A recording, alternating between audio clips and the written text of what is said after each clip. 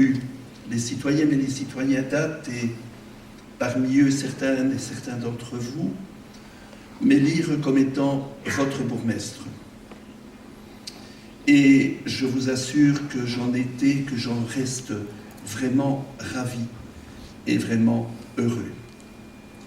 Que de projets n'avons-nous pas réalisés ensemble au bénéfice des Attoises et des Attois, dans tous les secteurs, que ce soit le secteur culturel, le secteur touristique, muséal, les bâtiments scolaires, les écoles, les rénovations très importantes du centre expérimental de valorisation agricole, le CEVA, la rénovation complète de la salle à votre population, qui veulent en effet se battre à tout moment pour conserver et développer un emploi.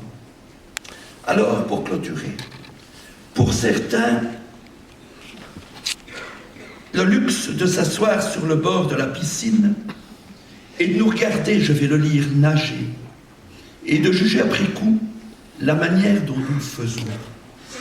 Une attitude prudente, certes, lucide, oui, cohérente, bien sûr, mais pas nécessairement toujours courageuse.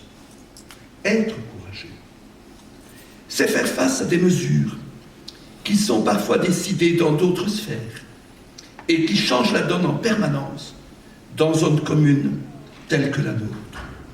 Être courageux, c'est nous défendre avec conviction et trouver sans cesse de nouvelles solutions pour assurer votre avenir, notre avenir.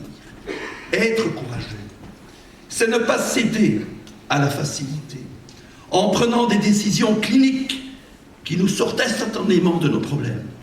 C'est au contraire nous battre pour l'emploi de notre personnel, tout notre personnel, tout notre personnel.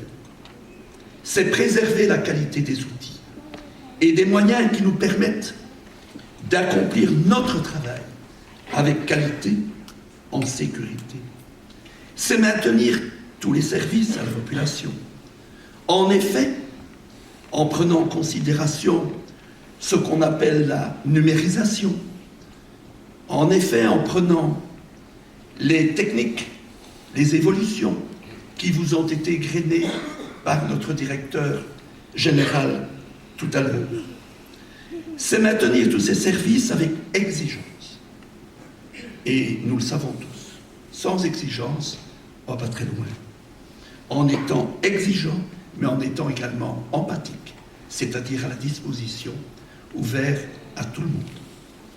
Être courageux, c'est continuer à considérer que tous nos villages méritent autant de soins que notre ville.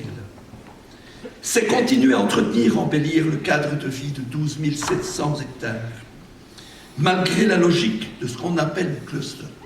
Ce sont toutes les villes qui nous ressemblent, qui fixent notre balise. Une logique selon laquelle on nous demande de fonctionner comme une commune comptant 115 km de voirie alors que nous en avons le triple. De fonctionner comme une autre, ayant 6 écoles, alors que nous en gérons 19. De fonctionner comme une troisième, possédant 7 églises et 6 cimetières, alors que nous nous entretenons 22 et 24. Être courageux, d'ailleurs, c'est défendre nos droits, notre spécificité avec force à tout échelon.